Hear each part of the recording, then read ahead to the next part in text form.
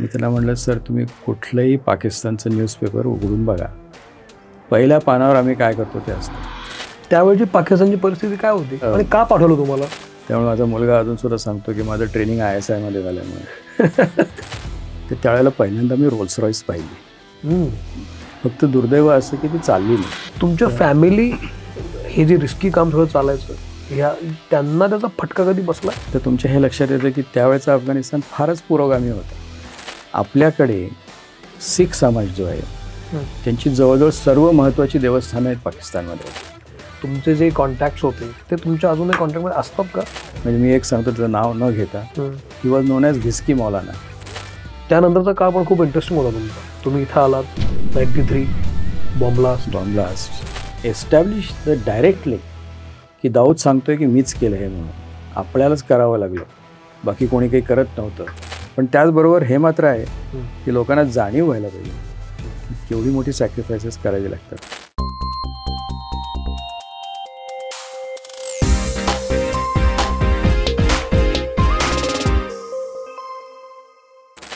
नमस्कार, मी सौमित्र बोटे. मित्रमणेमध्ये मी तुम्हा सगळ्यांचं स्वागत करतो.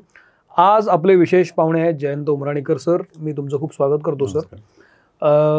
सरांना बोलण्यामागचं कारण असं आहे की गेल्या काही दिवसांपासून, गेल्या काही महिन्यांपासून आपल्या एकूणच मनोरंजन सृष्टीमध्ये एकूण IB, इंटेलिजन्स ब्युरो, रॉ आणि अंडरकव्हर ऑफिसर्स, IPS यांच्याबद्दल अनेक चित्रकृती निर्माण होत आहेत, सिनेमे निर्माण होत आहेत, वेबसिरीज निर्माण होत आहेत आणि त्यातून मग ही सिस्टीम काम कशी करते ते दाखवलं जातं. विशेषतः सर्जिकल स्ट्राईक नंतर हे खूप पेव फुटलं या सिनेमांचं आणि वेबसिरीजचं. तर मलाही ते कुतूहल होतं की ही सिस्टीम नेमकं काम कसं करते हे मी सिनेमातून पाहतोय, पण रियालिटी चेक काय आहे. तर त्यासाठी मी शोधत होतो की अशी कोण माणसं आहेत आपल्या आजूबाजूला की जी इतकं काम करतात आणि अनुभवाचा प्रचंड मोठा साठा त्यांच्याकडे आहे. तर त्याच्यामध्ये एक फार मोठं नाव माझ्यासमोर आलं, ते सरांचं. आणि अगदी थोडक्यात छोटी ओळख करायची तर सर 73 म्हणजे 1973 सालचे IPS ऑफिसर आहेत, बाहेर पडलेले बॅच त्यांची. आणि सर जवळपास 22पेक्षा जास्त वर्ष, 20-22 वर्ष सर रॉमध्ये होते आणि वेगवेगळ्या देशांमध्ये त्यांनी आपल्या देशासाठी कर्तव्य बजावलेलं आहे आणि आता सर आपल्यासोबत आहेत. Sir, I am very honoured आणि मला खूप छान वाटलं तुम्ही आज मित्रमंडळमध्ये आलात. धन्यवाद. एक फॉर्मॅलिटी म्हणून आलेल्या पाहुण्याचं स्वागत मी करतो, ते मी स्वागत करतो आणि मग आपण गप्पांना सुरुवात करूया. पुणे कॉटन कंपनीकडून ही छोटीशी भेटवस्तू. थँक्यू. आणि हा एक आशमन पेबलचा हँड पेंटेड दिवा आहे. युनिक काही गोष्टी तुम्ही नंतर ते उलगडून बघा, तुम्हाला आवडेल. आशमन पेबल्स. तर म्हणून आपण सरांना बोलवलंय. याच्यातून, या गप्पांमधून रॉ नेमकं काम कसं करतं, सरांचा प्रवास कसा होता, अनुभव काय होते, मंडळी ऐकून थक्क व्हाल. पण या रॉ अंतर्गत सर जवळपास 4-4.5 वर्ष पाकिस्तानात राहिलेले आहेत आणि तिथलं जगणं, तिथल्या क्लुप्त्या, तिथल्या ॲडिशन काय होतं हे आज सर आपल्याला सांगतीलच किंवा इतरही गोष्टी आपल्याला कळतील. तर जसं मी सांगितलं की 73 साली तुम्ही बाहेर पडला, IPS म्हणून बाहेर पडला. तर पहिला बेसिक प्रश्न असा असतो, तुम्हाला आधीपासून असं वाटत होतं की आपण IPS व्हावं? खरं तर काहीतरी समाजासाठी करावं असं मनामध्ये होतं. म्हणजे डॉक्टर, इंजिनियर आणि वकील सोडून बाकी काही बनावं अशी इच्छा होती. आणि योगायोगाने तसंच झालं. म्हणजे मी MSc करत होतो त्यावेळेला पुणे विद्यापीठामध्ये त्यांनी एक कॉम्पिटिटिव्ह एक्झामिनेशन सेंटर सुरू केलं. बरं. ही मला वाटतं 72ची गोष्ट आहे. आणि त्यावेळेला त्यांनी काही मुलं निवडली, त्याच्यामध्ये माझी निवड झाली. आणि त्याच्यामध्ये मुख्य अट्रॅक्शन हे होतं की हॉस्टेल फुकट आणि 100 रुपये शिवाय स्टायपेंड मिळायचा. आणि एकीकडे मी MSc झालो आणि 2-3 महिन्यांनी परीक्षा होती UPSCची, ती दिली, पास झालो त्याच्यामध्ये. I became IPS. इतकं साधं होतं, सिम्पल झालं? साधं नाही, पण तयारी होती म्हणजे माझी पहिल्यापासून. पण याच्यामध्ये IPS झाल्यानंतर नंतरचा काळ जो आहे की मग ती पहिली पोस्टिंग कुठं होती? पहिली पोस्टिंग माझी औरंगाबादला झाली. आम्ही ज्याला प्रोबेशनरी ऑफिसर म्हणतो, म्हणजे अंडर ट्रेनिंग ऑफिसर म्हणतो, तर ते पोस्टिंग माझं औरंगाबादला झालं. त्यावेळेला राममूर्ती माझे पहिले SP होते, त्यांच्याकडनं खूप काही शिकायला मिळालं. आणि त्याच वेळेला योगायोगाने इमर्जन्सी सुरू झाली. त्यामुळे एक इमर्जन्सीचं स्वरूप, त्याच्यामध्ये पोलिसांनी केलेली चांगली आणि वाईट कामं या सगळ्याचा मला अनुभव आहे. आणि काही खूप मोठी कामं इमर्जन्सीमध्ये झाली. म्हणजे जशी की फॉर एक्झाम्पल औरंगाबादले काही जे क्रिमिनल्स होते औरंगाबादमधले, ते दुसऱ्या ठिकाणी जाऊन लपले होते आणि त्यांचा शोध करायला म्हणून मला त्यांनी काम दिलं. मी फक्त अंडर ट्रेनिंग होतो तरीसुद्धा. आणि मग आम्ही हैदराबादमध्ये जाऊन त्यांना मदिना हॉटेलमध्ये ते बिर्याणी खात असताना पकडलं. नावं घेत नाही कोणाची, पण म्हणजे माझ्या दृष्टीनं तो खूप मोठा प्रसंग होता. कारण अशा प्रकारचं काम त्या काळामध्ये इतक्या तरुणपणी म्हणजे करायला मिळेल असं वाटलं नव्हतं मला. पण ते इमर्जन्सीमुळे ती संधी मिळाली. अर्थात सुदैवाने आम्हाला कुठल्या पॉलिटिशियनला अरेस्ट करायला सांगितलं नव्हतं. त्यामुळे म्हणजे याच्यामध्ये वादग्रस्त असं काही नव्हतं. काही नाही. पण जनरली सर असं होतं की UPSC एक्झाम दिल्यानंतर IAS पण होता येतं, IPS पण होता येतं. पण IPS होण्यासाठी तो मुळात एक खाके असायला लागतो की स्वभाव असायला लागतो. तो तुमच्यामध्ये आधीपासून होता? नाही, असं काही म्हणजे मला असं वाटत नाही. काय माहिती आहे का, ॲक्च्युली आपल्याकडे फार वेगळ्या प्रकारचं कॅटेगरायझेशन झालेलं आहे. बरं. की पोलीस म्हणजे मग तो 6 फुटी पाहिजे, 56 इंची पाहिजे, छाती त्याची, हे लागत नाही. मुख्य खांद्यावर भक्कम असावं लागतं. खांद्याखाली भक्कम सगळेच असतात. ते काय तुम्हाला तालमीमध्ये पैलवान पण मिळतात. पण आम्हाला ज्या कामासाठी घेतलं जातं ते काम खूप वेगळ्या प्रकारचं आहे. म्हणजे you are supervising a force. Correct. आणि त्या फोर्सला सर्व्हिस म्हणून कसं ट्रीट करायचं याचं तुम्हाला भान असायला पाहिजे, तर काहीतरी समाजकार्य होऊ शकतं. म्हणजे बल म्हणून त्याचा फक्त उपयोग न करता सेवा म्हणून कसं करायचं, आणि त्यासाठी जे लोक लागतात ते शिकलेले, व्यवस्थित विचार करणारे असे लोक लागतात. याच्यामध्ये आता तुम्ही सुरुवातीला बोललात की समाजासाठी आपण काहीतरी करूया, या भावनेतून मग तुम्ही या एका याच्यामध्ये आलात. तर IPS झाल्यानंतर पुढच्या 7-8 वर्षामध्ये तुम्ही इकडे रॉमध्ये आलात. ते कसे आलात ते आपण नंतर बोलूया. पण या 7-8 वर्षामध्ये जिथे जिथे तुम्ही गेलात आणि जिथे जे काम केलं त्यापैकी इंटरेस्टिंग केस सांगू शकाल का की ही करताना मला?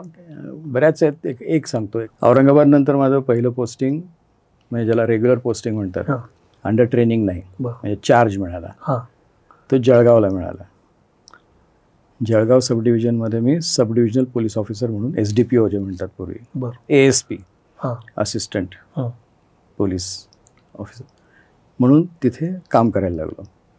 आणि जळगाव त्यावेळेला खूप मोठी डिव्हिजन होती आणि सर्वात शेवटचं त्यातलं जे गाव होतं ते चोपडा म्हणून होतं. म्हणजे जवळजवळ गुजरातच्या सीमेपर्यंत म्हणाल काही हरकत नाही. महाराष्ट्रामध्ये सहसा दरोडे आणि सशस्त्र दरोडे पडत नाहीत.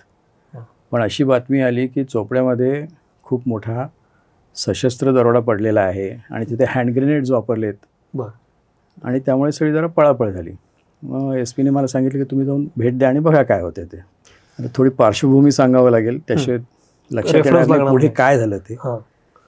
माझे आईवडील, मी लहानपणी जेव्हा मी 7 वर्षाचा होतो त्यावेळेला माझ्या आईवडिलांचं पोस्टिंग मॉस्कोला झालं होतं आणि ते तिथे 5 वर्ष होते, मी 3 वर्ष होतो. पण त्या 3 वर्षाच्या कालावधीमध्ये मी रशियन शाळेमध्ये माझं शिक्षण झालं पहिलं 3-4 वर्ष जी झाली ते. त्यामुळे मला रशियन लँग्वेज चांगली येते. आता याचा संबंध काय, तर चोपड्यामध्ये जो दरोडा पडलेला होता तिथे क्राईम स्पॉटला गेल्यानंतर असं लक्षात आलं की क्राईम स्पॉटवर बरेच कागदाचे कपटे विखुरलेले पडलेले होते. कारण तो हँड ग्रेनेड वापरलेला नव्हता, तो गावठी हातबॉम्ब होता. आणि त्यामुळे बराच विध्वंस झाला होता, पण असे कपटे सर्व बाजूला पडले होते. मग मी ते आमची जी टीम होती त्यासाठी ते गोळा करायला सांगितले. म्हटलं बघूया तरी काही रेफरन्स त्याच्यामधनं काही निघतंय का. आणि योगायोग असा की त्यातली काही जे कपटे जे होते एकत्र केल्यानंतर लक्षात आलं की ही रशियन इंटू इंग्लिश आणि रशियन इंटू हिंदी डिक्शनरी जी असते त्याची पानं होती. आता चोपड्यामध्ये रशियन कुठून आलं, करेक्ट, हा फार मोठा प्रश्न होता. नंतर लक्षात आलं की तिथे कॅज्युअल कामगार जे होते, कॅज्युअल वर्कर्स जे होते, कॉन्ट्रॅक्टर्स कामगारांना घेऊन येतात त्या प्रकारचे, तर त्यातला एक जो कॉन्ट्रॅक्टर आहे त्यांनी बिहारमध्ये बोकारोला काम केलं होतं. बोकारोमध्ये रशियन्सनी आपल्याला एक मोठी स्टील मिल उभारून दिली होती. आणि ही त्याची जी कामगारांची टोळी होती त्यानं बोकारोमध्ये पण काम केलं होतं. ओके. आणि तिथे जे त्यावेळेला सोव्हिएट लिटरेचर वाटलं जायचं, प्रोपगंडा मटेरियल वगैरे वाटलं जायचं, ते यांच्याकडे भरपूर होतं. आणि त्यांना रशियनमध्ये काय इंटरेस्ट. मग जेव्हा हातगोळे बनवायचे होते तेव्हा त्यांनी तीच पानं फाडली आणि त्याचा हातगोळा बनवला. पण त्यामुळे योगायोग असा, म्हणजे माझ्याखेरीज तिथे कोणी पोचलं असतं तर लक्षात आलं अवघड झालं असतं, म्हणजे कदाचित शोधून काढलं असं नाही असं नाही. पण हा योगायोग की माझं रशियन मला पहिल्यांदा तिथे कामाला आलं. रशियन माझा सब्जेक्ट पण होता UPSCला. हां, पण लगेच रशियनचा वापर होईल अशी संधी मला असं वाटलं नव्हतं, पण ते झालं. मग ती सगळी कुठं होती टोळी? तिथंच होती? काही जण पळून गेले होते, काही जण निघाले होते, काही जण तिथेच होते. असं करून तर कॉन्ट्रॅक्टर सापडल्यानंतर सगळ्यांची नावं वगैरे सापडली, मग सगळं मिळालं. आणि त्यांनी कबूल केलं, म्हणालं बरोबर आहे, आम्ही तिथे बोकारोला काम करत होतो आणि हे बरोबरचे माझे तिथे होते. त्यामुळे ते सेशन कोर्टाने खूप ॲप्रिशिएट केलं काम. वा. की अशा प्रकारची तुम्ही बरोबर जोड कशी केलीत.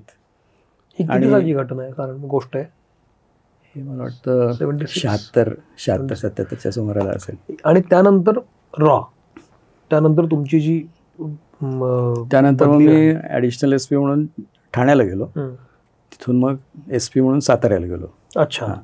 77मध्ये साताऱ्याला SP म्हणून. त्यानंतर पुढे आणि तिथून मग माझं डेप्युटेशनवर माझा प्रवास सुरू झाला. तो आम्ही त्याला कॅबिनेट सेक्रेटेरिएट म्हणतो, तुम्ही त्याला RW म्हणता. तर तिथे असं ऐकायला पण छान वाटतं ना. का बरं? कॅबिनेट म्हणजे असं वाटतं दिल्लीला कुठेतरी गेलेत वाटतं, मंत्रालयात काम करायला असं वाटतं. नाही पण सर, ड्यू रिस्पेक्ट, जेव्हा अशी बदली होते की तुमची तिकडे नियुक्ती होते, ती कुठल्या बलबुत्यावर झाली तुमची? अचानक तिथं कसं तुम्हाला मिळालं? आता हे कधीच कोणी सांगत नाही कशामुळे झाले, पण म्हणजे माझा अंदाज आहे तो सांगतो की IPS मधले पहिले 10 जण जे आहेत त्यातले 5 जण IB आणि 5 जण RAWला घ्यायचा पहिले 10 हां, असा एक प्रघात होता. आणि कदाचित माझं रशियन लँग्वेज माझा म्हणजे एक स्ट्रॉंग पॉईंट आहे, त्यांच्या लक्षात आलं असेल म्हणून त्यांनी आम्हाला घेतलं असेल. कारण RAW deals with external intelligence, ते रशियन कामाला येईल असं त्यांना वाटलं असेल, असा माझा अंदाज आहे. आणि मग तिथं गेल्यानंतर ची प्रोसिजर कशी असते? तुम्हाला काय एक्स्ट्रा तिथे गेल्यानंतर काय असतं ते? म्हणजे योगायोग, पुन्हा सगळे योगायोग फार आहेत. तिथे जे जॉईंट सेक्रेटरी होते त्यावेळेला गोविंदराजन म्हणून, म्हणजे आता रघुराम राजन तुम्ही नाव ऐकलेलं आहे, त्यांचे वडील. He was joint secretary in RAW at that time. तर त्यांनी मला म्हणजे बेसिक इंटरव्ह्यू माझा त्यांच्याबरोबर झाला पहिला. आणि त्याच्यानंतर मग वेगळ्या वेगळ्या प्रकारची ट्रेनिंग असेल. एक फाउंडेशन कोर्स असतो, तुम्हाला ॲनालिसिस कसं करायचं ते शिकवलं जातं, तुमचं काम काय आहे सांगितलं जातं, काय करायचं काय नाही सांगावं लागतं. विशेषतः पोलीसमधून आलेल्या लोकांना जास्त सांगावं लागतं. त्याचं कारण काय सांगू शकाल का तुम्ही? पोलिसी खाक्या असेल. हां, करेक्ट ना. तो सोडावा लागतो. म्हणजे काही जणांना त्यांनी मुद्दाम, आमच्या सगळ्यांचे क्रूकट असायचे, ते सांगायचे की आता केस वाढवा म्हणून. बाहेर गेल्यानंतर you should not B singled out correct as someone who has come from police, म्हणजे इंटेलिजन्स. करेक्ट. त्यासाठी म्हणून मग सगळं तुम्हाला बदलावं लागतं. इनफॅक्ट म्हणजे सिनियर ऑफिसर समोरून जर जात असेल तर साधारणतः आम्ही सगळेजण सावधान होतो. हां, अंगवळणी पडलेला. ह्या ज्या गोष्टी आहेत ना, या सगळ्या सोडाव्या लागतात. आणि मुख्य ट्रेनिंग ते ह्याचं द्यावं लागतं की आता तू पोलीस ऑफिसर नाहीस, you should not be conspicuous. Okay. नाही तर कसं पोलिसांना कसं कॉन्स्पिक्युअस असावं लागतं की लोकांनी यावं, काही मदत पाहिजे असेल तर मागावी वगैरे. याच्यात उलटं असतं. अगदी लेमॅन कसं होता येईल इथे, म्हणजे एकदम असं आपण नायट्रोजन म्हणतो ना तसं एकदम न्यूट्रल. त्या सगळ्यामध्ये तुम्हाला अर्थात बाकीची ट्रेनिंग असतीलच, पण हे जे आम्ही सिनेमात पाहतो, वेश बदलून जाणं किंवा तिथे वर्षानुवर्ष राहणं किंवा संरक्षणार्थ तुम्ही बाकीची ट्रेनिंग असतीलच तुमची, पण त्या पलीकडे जाऊन काही ट्रेनिंग असतात का? की नाही, ही सगळी ट्रेनिंग त्या काळी आम्हाला दिलेली आहेत. म्हणजे तात्पुरता वेश कसा बदलता येतो, म्हणजे तुमचा जर कोणी फॉलो करत असेल तुम्हाला, सर्व्हेलन्स जर तुम्हाला चुकवायचा असेल तर साधी गोष्ट, जसं मी आता जॅकेट घातलेलं आहे, जाता जाता कुठे तुम्ही एखाद्या गल्लीमध्ये वळताना जॅकेट काढून टाकलं तर मागच्या माणसाला 1-2 मिनिटं तरी विचार करावा लागतो की पुढे कोण आहे. अशा छोट्या छोट्या गोष्टी असतात त्याच्यामध्ये. आणि पूर्वी या गोष्टी फार महत्त्वाच्या होत्या.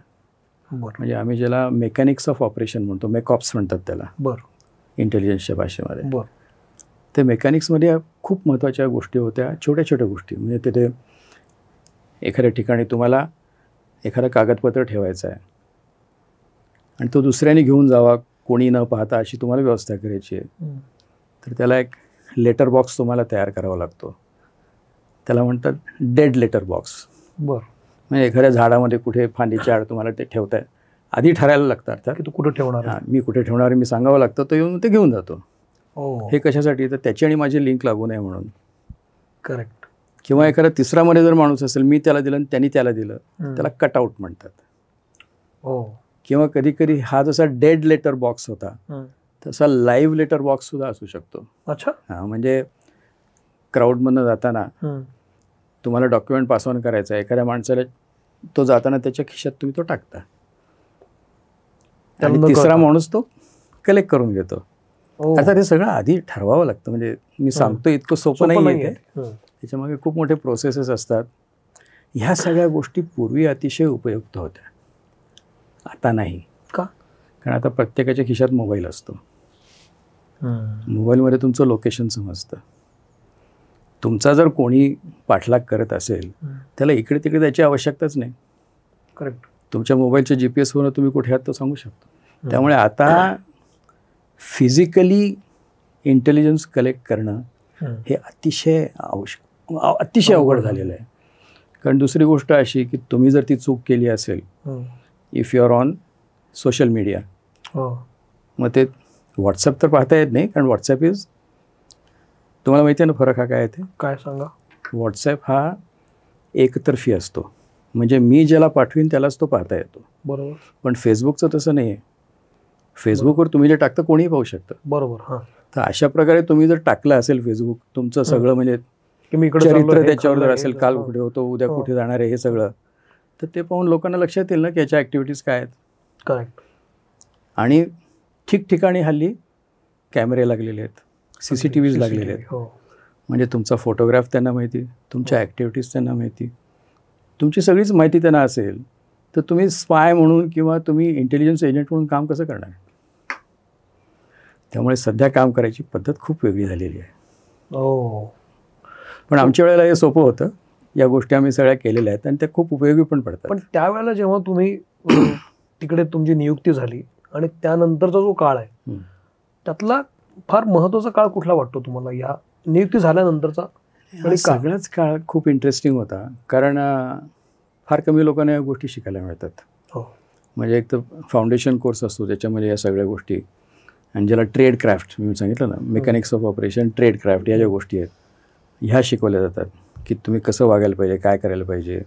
DLB म्हणजे काय, LLB म्हणजे काय, कटआउट म्हणजे काय, मध्ये माणूस जर कोणी घातलं त्याला कटआउट म्हणतात. तर अशा प्रकारे ते बऱ्याच त्यावेळी डिटेलमध्ये. तुम्ही पाकिस्तानामध्ये 4.5 वर्ष होता, ते सांगा तिथं नियुक्ती काय झाली, काय जबाबदारी होती? त्याच्या आधी ॲक्च्युली पाकिस्तानची तयारी करावी लागते. बरं. म्हणजे कसं नॉर्मली पहिल्या पोस्टिंगवर कोणाला तिथे पाठवत नाहीत. बरं. म्हणून माझं पहिलं पोस्टिंग जे बाहेर झालं त्याच्या आधी जी झाली होती ती इंटरनली भारतामध्ये देशांतर्गत होती. म्हणजे मी ॲनालिसिस विंग जी असते जिथे ॲक्च्युली प्रत्येक गोष्टीचं ॲनालिसिस होतं, ते मी ते IC मध्ये केलं, म्हणजे इंटरनॅशनल कम्युनिझममध्ये केलं होतं. बरं. त्यानंतर माझं पोस्टिंग झालं पटण्याला, तिथून नेपाळवर नजर ठेवायला म्हणून. म्हणजे तुम्हाला आता फील्ड वर्कची सवय होते. करेक्ट. त्यानंतर माझं पहिलं पोस्टिंग जे ते आफ्रिकेला झालं, दार एस सलामला. बरं. आणि दार एस सलामला म्हणजे टांझानिया पूर्वीचं. टांझानियामध्ये त्यावेळेला बेसिक काम जे होतं ते नजर ठेवणं हे तर होतंच, पण त्याखेरीज ANC म्हणजे आफ्रिकन नॅशनल काँग्रेस, जे अपार्थाईड विरुद्ध लढत होते, वर्णविद्वेषाविरुद्ध साऊथ आफ्रिकेमध्ये, त्यांना मदत करणं वगैरे अशा त्या गोष्टी त्याच्यामध्ये होत्या. बरं. पण तिथे खूप गोष्टी शिकायला मिळाल्या आफ्रिकेमध्ये सुद्धा. म्हणजे याला म्हणतात ना की तुमचं सॉफ्ट लँडिंग त्यांनी करून दिलं, की you have been introduce to being a diplomat who is not a spy but a spy master. लोकांच्या हा फरक लक्षात येत नाही. सगळ्यांना वाटतं की तिथे गेलं की मी दाढी वाढवून जाणार, काहीतरी म्हणजे वेगळं रूप करणार बदलून असं नसतं ते. मी माझं नाव घेऊनच गेलो. बरं. मी कोण आहे तो माणूसच तिथे गेला. असं नाही. जयंत उमराणीकरच गेले जयंत होते. उमराणीकर म्हणूनच गेलो. बरं. जयंत उमराणीकर फक्त मी पोलीस सर्व्हिसमधलं आहे असं न भासवता मी फॉरेन सर्व्हिसमधलं आहे असं दाखवावं लागलं. आणि त्याप्रमाणे माझं ट्रेनिंग झालेलं होतं.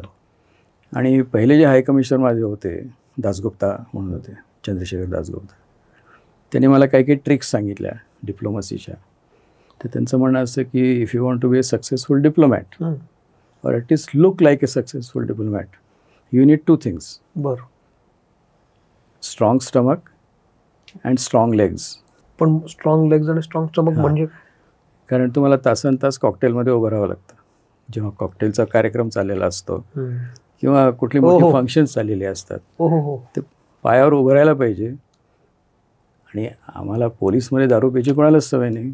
तर निदान हातामध्ये ग्लास तरी धरता यायला पाहिजे, तुम्हाला दाखवता तरी यायला पाहिजे की मी तुझ्याबरोबर ड्रिंक्स घेतोय. पोलीसमध्ये दारू प्यायची सवय नाही हे स्टेटमेंट डेंजर आहे. आमच्या वेळेला खरं होतं. बाकीचं मला काय बोलायचं नाही. पण ह्या गोष्टी शिकाव्या लागतात कारण लोकांना नॅचरली वाटलं पाहिजे की हा डिप्लोमॅट आहे म्हणून. म्हणजे इफ आय एम हेजिटंट, मला लोकांबरोबर इंटरॅक्शन करता येत नाही, माझा स्वभाव थोडा वेगळा आहे किंवा थोडा आरेरावी आहे, माझ्याकडे पाहिल्यावर लगेच लक्षात येतं की अरे बाबा हा बहुधा युनिफॉर्म सर्व्हिसमधला आहे, असं वाटता कामा नये. यासाठी या सगळ्या गोष्टी कराव्या लागतात. म्हणजे या ओघाने आणखी एक तुम्हाला पुढली ट्रिक आत्ताच सांगून टाकतो. तुम्ही पाकिस्तानवर बोलणारच आहात. हे जसं झालं की strong stomach and strong legs. तर पाकिस्तानवरची जी आपली डिप्लोमसी आहे त्याला फोक्सवागन डिप्लोमसी म्हणतात. आता का बरं? कारण फोक्सवागन म्हणजे व्ही आणि W. V is for visa and W is for whisky. Indian visa आणि ड्रिंक्स हे पाकिस्तानमध्ये अतिशय पॉप्युलर आहेत. So Indian diplomacy runs like फोक्सवागन.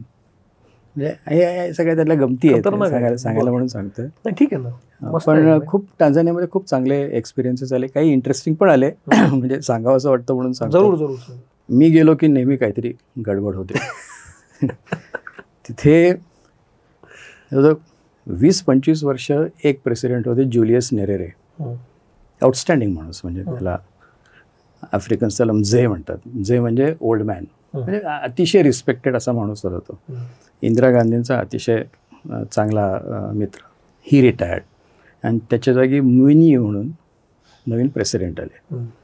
तर नवीन प्रेसिडेंट आले की काय असतं, जो ॲम्बॅसडर किंवा हाय कमिशनर असतो त्याला पुन्हा जाऊन आपली क्रेडेन्शियल्स प्रेझेंट करावी लागतात. तर त्यावेळेला आमचे जे ॲम्बॅसडर होते ते आम्ही क्रेडेन्शियल प्रेझेंट करायला म्हणून ती सगळी टीम जाते. त्याच्यामध्ये सगळे डिप्लोमॅट्स म्हणजे फर्स्ट सेक्रेटरी, ज्यांना डिप्लोमॅट म्हणतात ते सगळेजण फर्स्ट सेक्रेटरी होते सगळे तिथं. त्याच्यावर काउन्सिलर, मिनिस्टर आणि हाय कमिशनर किंवा ॲम्बॅसडर सगळेजण जातात. तर सगळं झाल्यानंतर नॉर्मली प्रेसिडेंटची जी गाडी असते त्याच्यामधनं ॲम्बॅसडर आणि बाकीचे जे लोक आहेत त्यांना परत पाठवलं जातं. तर त्यावेळेला पहिल्यांदा मी रोल्स रॉईस पाहिली. फक्त दुर्दैव असं की ती चालली नाही. म्हणजे त्यांनी धक्का मारून पण पाहिला पण ती काही सुरू होईना. नंतर लक्षात आलं की त्याच्यामध्ये पेट्रोल भरलेलं नव्हतं. Tanzania was in a very bad shape in those days. कारण जुलियस नेरेरेच्या वेळेला they had fought wars with Uganda. युगांडाची मोठी जी झाली लढाई झाल्या होत्या त्यावेळेला. त्यांच्याही लक्षात नाही आलं की आपण याच्यात पेट्रोल भरलेलं नाही. तर एक म्हणजे फार गमतीदार प्रसंग आहे की रोल्स रॉईस बनणं तुम्हाला असं वाटलं की आज मी बसणार, काही उपयोग नाही. शेवटी दुसऱ्या गाडीतनं आम्हाला परत पाठवलं. सो हा तुमचा सॉफ्ट लँडिंग झालं त्याच्यामध्ये. आणि मग हार्ड लँडिंग कधी? आता काय झालं, काम तिथे माझं खूप चांगलं झालं तिकडे. हां, म्हणजे मोझांबिकमध्ये काही डेव्हलपमेंट झाल्या होत्या, आता मी खूप चांगल्या कव्हर केल्या वगैरे वगैरे. त्यामुळे मला वाटतं माझं नाव आमचे जे बॉस होते त्यांच्या लक्षात राहिलं. पण त्याचा परिणाम काय झाला ते सांगतो. माझे एक सिनियर होते, ते आले होते असंच डिनरच्या वेळेला बोलत होते. त्यामुळे Jayant get ready. I said yes where to. कारण मला हे C* स्टेशन मिळालेलं होतं. म्हणजे आमच्या ज्या कॅटेगरीज असतात ना A, B, C* म्हणजे एकदम सर्वात बेकार.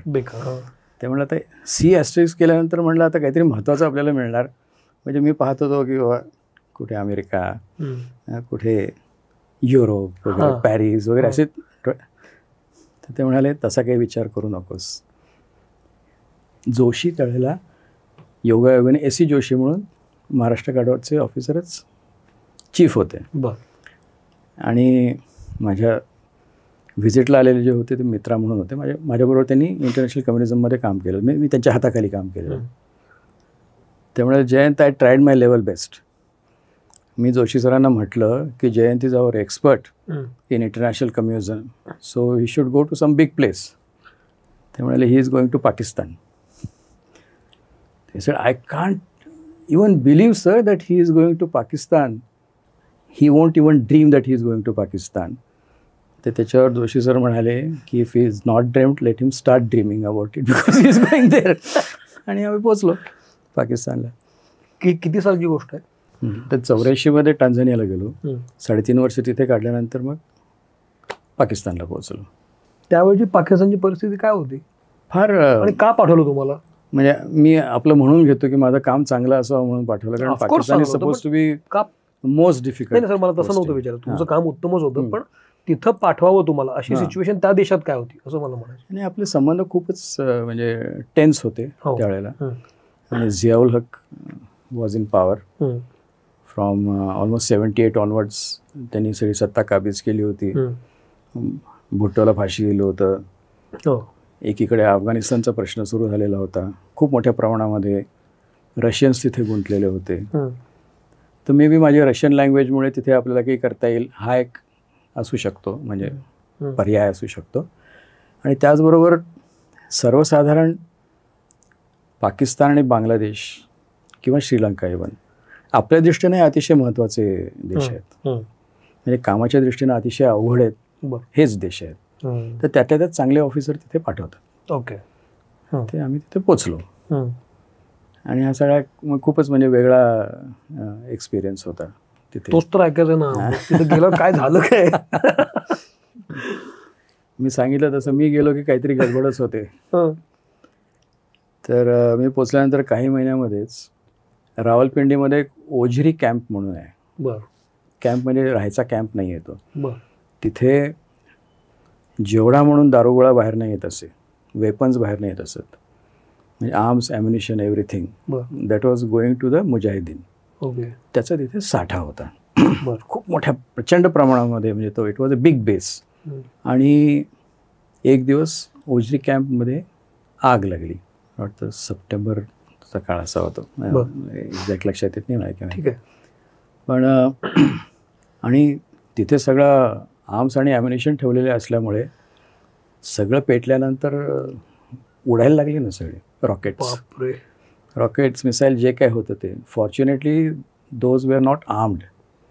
पण तरीसुद्धा इतका मोठा स्फोट झाल्यानंतर सगळा दारुगोळा जो उडाला त्याच्यामुळे रावलपिंडीमध्ये 300पेक्षा जास्त लोक मेले.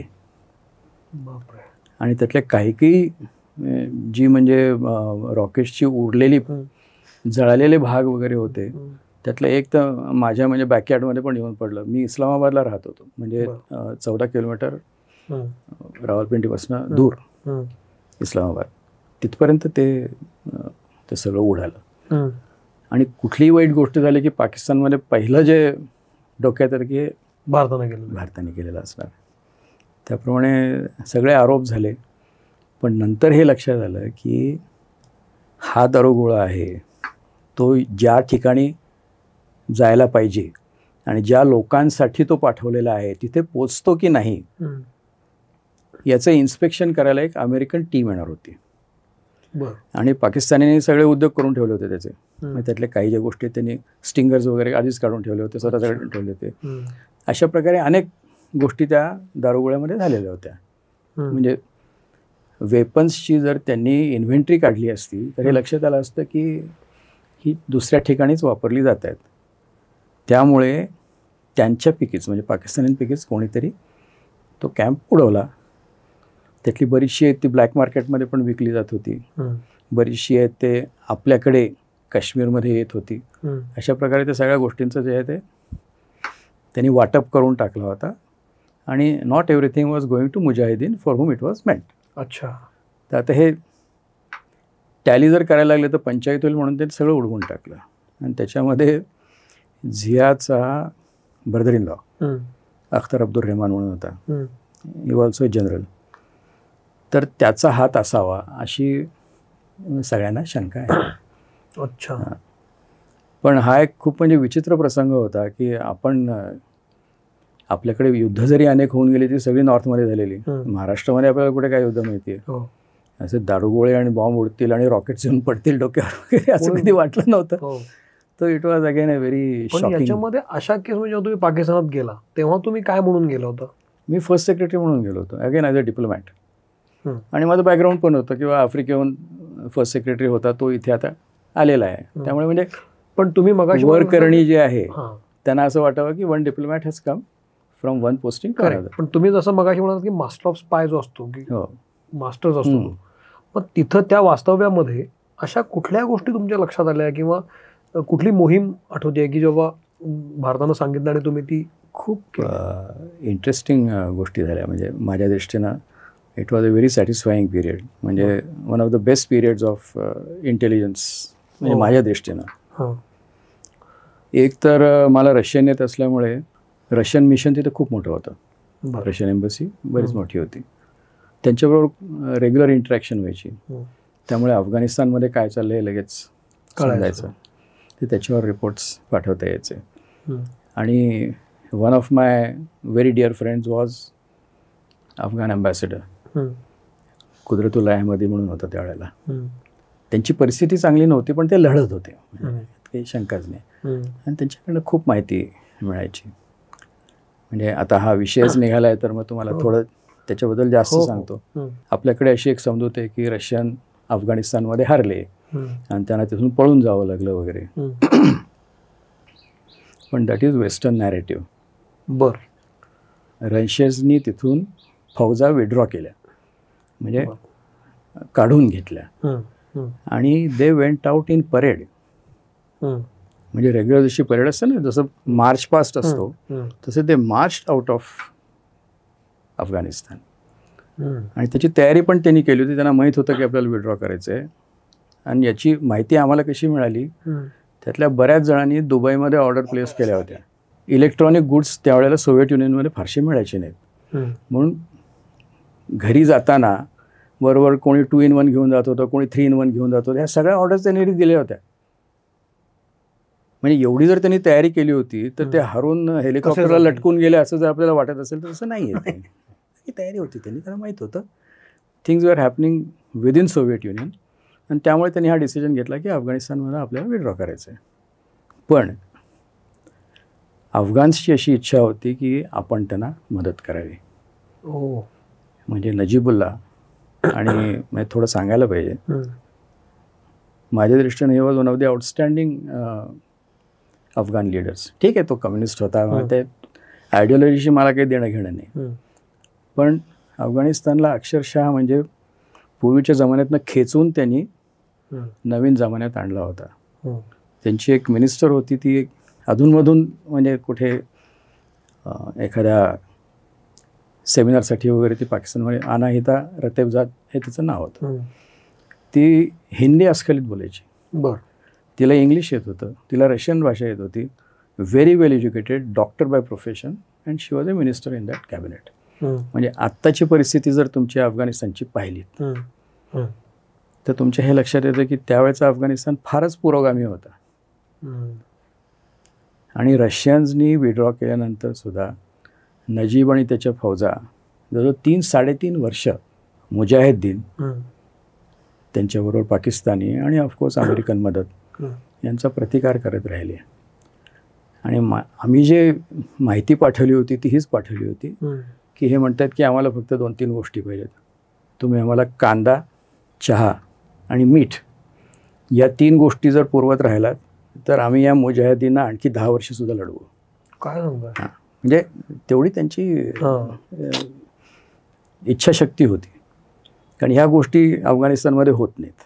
तर ह्या जर आम्हाला तुम्ही देत राहिला, अर्थात दॅट वॉज जस्ट म्हणजे काय म्हणायचं त्याला, एक प्रतीक होतं की आम्हाला मदत करत राहा. असंच नाही की फक्त कांदाच आलं लक्षात. आणि याची तुलना जर करायची झाली तर पुढली 20 वर्ष अमेरिकन्सनी तिथे राज्य केलं. म्हणजे मुजाहिदींना उलथवलं, हे केलं ते केलं. अमेरिकन्स जेव्हा तिथून पळून गेले विमानात बसून, त्यानंतर महिनाभर सुद्धा अमेरिकन्सनी उभी केलेली सेना टिकू शकली नाही. याच्यावरनं आपण काही धडे घ्यायला पाहिजे असं मला वाटतं. या सगळ्या पिरियडमध्ये म्हणजे 4-4.5 वर्ष तिथं होतात. हा तर फक्त म्हणजे अफगाणिस्तानचं झालं. हो. 2-3 गोष्टी सांगतो तुम्हाला, कारण या गोष्टी कुठे ना कुठेतरी म्हणजे लोकांना समजाव्यात म्हणून सांगायचं. पाकिस्तानमध्ये काम करणं फार अवघड आहे, यात काही शंका नाही. पण पाकिस्तानी हा आपल्यासारख्याच आहे. म्हणजे जे विकनेसेस आपल्यामध्ये आहेत तेच त्यांच्यामध्ये पण आहेत. त्यामुळे तुम्ही जे मगाशी जे म्हणत होता ना की spy master is a person who can raise sources, who give him information. तर एक माझा सोर्स होता, खूप वेल प्लेस्ड होता, खूप सिनियर होता आणि तो लाहोरमध्ये राहत असे. तर त्याला अधूनमधून भेटायला जावं लागायचं. अर्थात कायमचा ससेमिरा असायचा इंटेलिजन्सचा. म्हणजे अक्षरशः बंपर टू बंपर म्हणतात ना, तसं ते सर्वेलन्स करायचं कंटिन्युअस कुठेही गेलं तरी. म्हणजे टू सच एन एक्सटेंट की जर आपल्याला पत्ता माहीत नसेल तर कधी कधी आम्ही त्यांना सांगायचं की बाबा तू पुढे हो, मला अमक्या ठिकाणी जायचं आहे. मग ते घेऊन जायचं तिथपर्यंत. प्रत्येक ठिकाणी तुम्ही थोडंच इंटेलिजन्स कलेक्ट करताय. तर जेवायला कोणी बोलवलं आहे, तुम्हाला घर माहीत नाही, मग त्यांना सांगायचं की बाबा आप ही आगे हो जाइए, हमें दिखाइए कहाँ है वो, ते जाऊन. So but when you are on operation then you have to take a lot of care. आणि हा खूप सिनियर माणूस होता, तर काय घेऊन जायचं म्हणून माझ्या गाडीमध्ये ब्लॅक लेबलची बाटली ठेवली होती. म्हणजे जर प्रसंग मिळाला तर त्याला बक्षीस म्हणून द्यायची, म्हणजे काहीतरी गप्पा मारता येतील वगैरे वगैरे, ही इच्छा. घरी गेल्यानंतर पाहिलं एकदम स्पिक अँड स्पॅन मोठा बंगला होता. आणि तो पूर्वी म्हणजे आर्म फोर्सेसचा होता, डिटेल सांगत नाही मी, अजून करायचे जिवंत असेल तो. आत गेल्यानंतर एकदम आलिशान बंगला वगैरे पाहिला, असं वाटलं अरे वा काय जबरदस्त आहे म्हणजे सगळं. आणि सगळं अगदी शुचिरभूत म्हणतात तशा गोष्टी तिथे मांडलेल्या. मग थोड्या इकडच्या तिकडच्या गप्पा झाल्यानंतर तो म्हणाला की सर हमारी लायब्ररी में चलते हैं, म्हणून लायब्ररीमध्ये घेऊन गेला. सगळी व्यवस्थित पुस्तकं लावून ठेवलेली, एन्सायक्लोपीडिया ब्रिटानिका वगैरे वगैरे. त्यांनी जाता जाता एक बटन प्रेस केलं, ती सगळी शेल्फ अशी उलटी झाली. सिनेमात दिसत तसंच झालं म्हणजे. फक्त बाहेर कोणी आलं नाही, बाटल्या दिसल्या सगळ्या. अच्छा. मग मी त्यांना म्हटलं सर मैं भी आपके लिए एक किताब लाया हूँ, एक 5 मिनट दीजिए मुझे. बाटली काढली दिली त्यांना. पण दिस मॅन प्रूव्ड व्हेरी युजफुल. म्हणजे खूप त्यांनी माहिती दिली आणि त्याच्यामधनं मग एक एक एक एक गोष्टी निष्पन्न होत गेल्या. त्या काळी लाहोरमध्ये भारतामध्ये POW म्हणून राहिलेले बरेच लोक होते. म्हणजे 71च्या युद्धानंतर आपण जे कॅप्चर केले होते ना त्यावेळेचे, ते जिवंत होते सगळे बरेच जण त्यातले, आणि खूप दुःखी होते कारण आपण त्यांना खूप चांगली ट्रीटमेंट दिली होती. अच्छा.